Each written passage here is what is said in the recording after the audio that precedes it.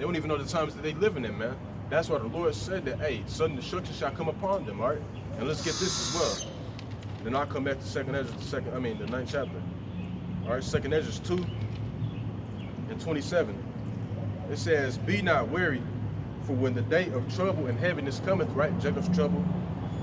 Others shall weep and be sorrowful, but thou shalt be merry and have abundance, man. So whenever these things start taking place, and we get excited, man, we go happy, man. But everybody else be like, man, fuck, bro. I don't want, like this shit need to go away. Like the coronavirus and shit, man. We want this shit to continue to get worse, man. But the niggas of the world, man, they don't want it to, man. Why? Because they comfortable here in the Babylon, right? They love it, man, right? All right, let's go back to 2 Ezra 9, all right? Then I'm going to start at 3. It says, therefore, when there shall be seen earthquakes and upwards of the people in the world, right, we're seeing that now, man. Right, hail of earthquakes and upwards of the people, man. Upwards of the people are taking place right now, man, at a high scale, all right? It says, then shall thou understand that the Most High spake of those things from the days that were before thee, even from the beginning. Verse 5, for like as all that is made in the world hath the beginning and the end is manifest, even so the times also of the highest have plain beginnings, and wonders and powerful works, and endings and effects and signs. And every one that shall be saved, and shall be able to escape by his works, and by faith whereby ye have believed, shall be preserved from the said perils, and shall see my salvation in my land, and within my borders, for I have sanctified them for me from the beginning. Right, here's the point. Then shall they be in pitiful case. Oh, I'm gonna take this damn back. I was hot as hell.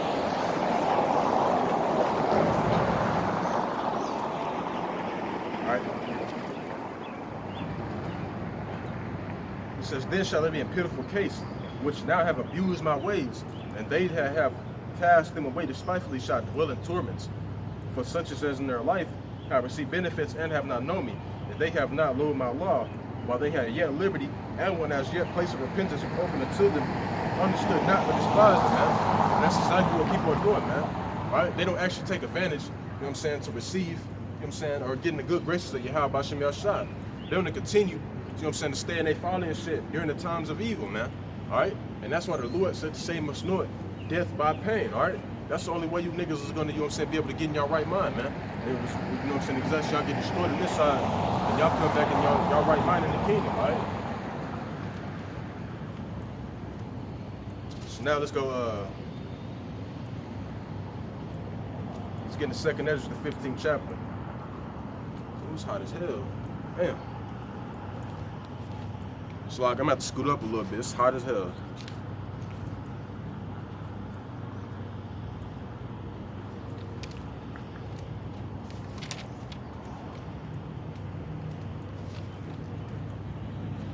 All right, 2 Ezra 15, and I'm gonna start at 1. It says, behold, speak down the ears of my people the words of prophecy which I will put in thy mouth, said the Lord. Right? And a lot of people actually think that the Lord himself gonna come back and speak to them. Nah, man. The Lord said that he was gonna put his words in our mouth, man. He's gonna speak to us. All right, just like how he did with the prophets in the ancient world, man. All right, but that's what we're doing, man. We're speaking to the people the words of prophecy, man. Letting them know the things that are written in this book, man. Tell them to get right. You know what I'm saying? To put off their wicked ass ways and shit, man. And to get under the good graces of Yahweh B'Shem Yahshua. Right? Warn them of the different evils that are coming upon the earth. It says, fear not the imaginations against thee. Let not the incredulity or the unbelief of them trouble thee that speak against thee. For all the unfaithful shall die in their unfaithfulness.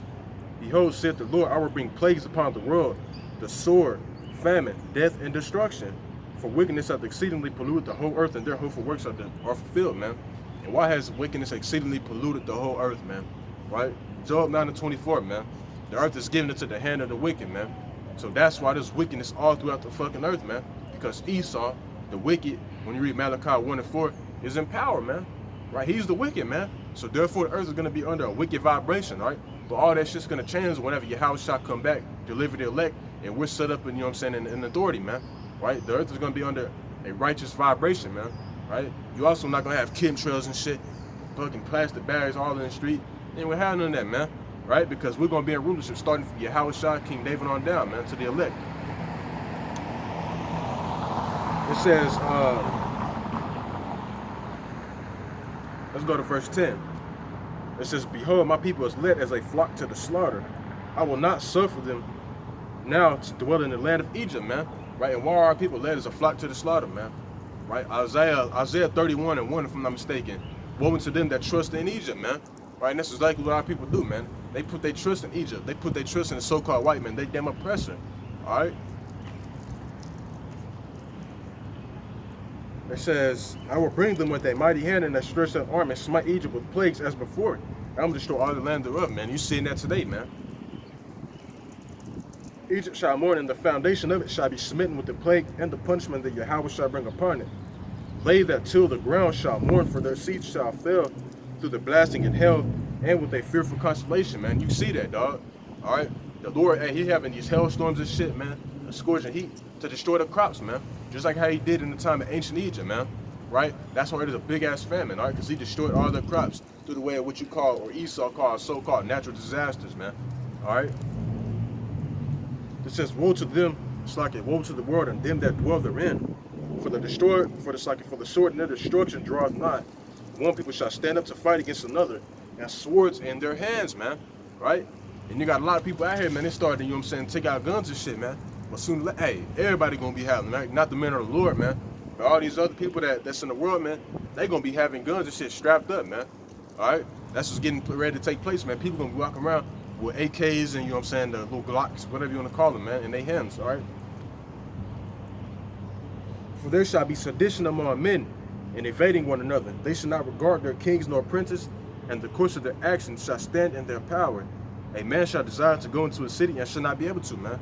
Right? Because there's going to be militaries out there blocking off, you know what I'm saying, the way to come into the cities, man.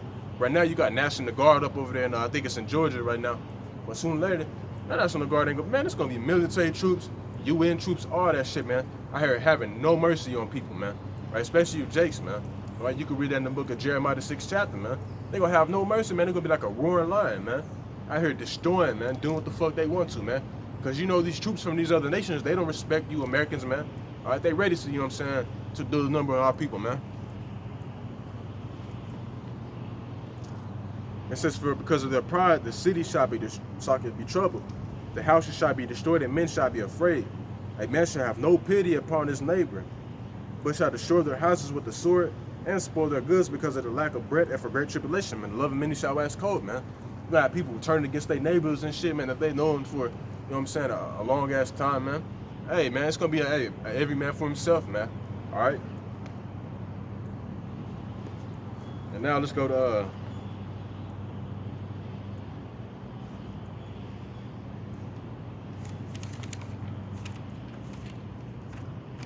2nd Ezra, the 16th chapter. Right, and I'm gonna start at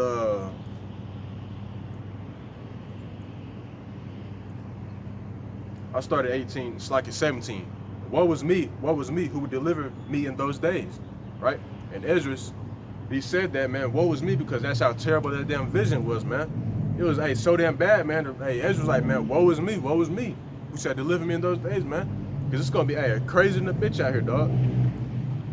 Verse 18, it says the beginning of sorrows, right? Matthew 24:8. All these are the beginning of sorrows. The beginning of sorrows and great mournings. The beginning of famine and great death.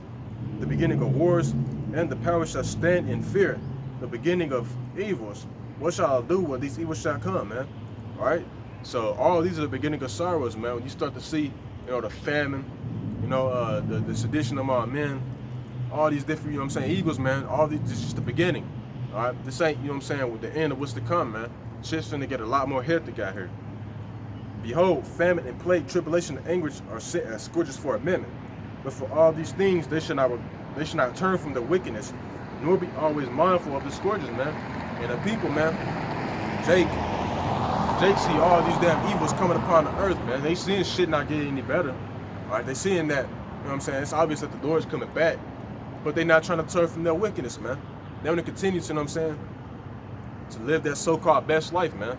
That's what the Lord said. We living in the times of Noah all over again, all right? Verse 21, behold, victual shall be so good cheap upon earth, that they shall think themselves to be in good case. And even then shall evils grow upon earth, sword, famine, and great confusion, man. And right now, you know what I'm saying, you know, you got the gas, it's cheap as hell. You got other things as well that's pretty cheap, man. Everybody think we in good case, man. Oh, this is a blessing, man. Shit, I'm living good, man. Shit cheap, man. So I'm straight. You feel me? But sooner or later, man, this shit gonna skyrocket, right? That's why you got like the price of food is starting to go up. Like eggs just increased 16%. All right, shit, hey, it's gonna be like shit $30 for a case of eggs, man.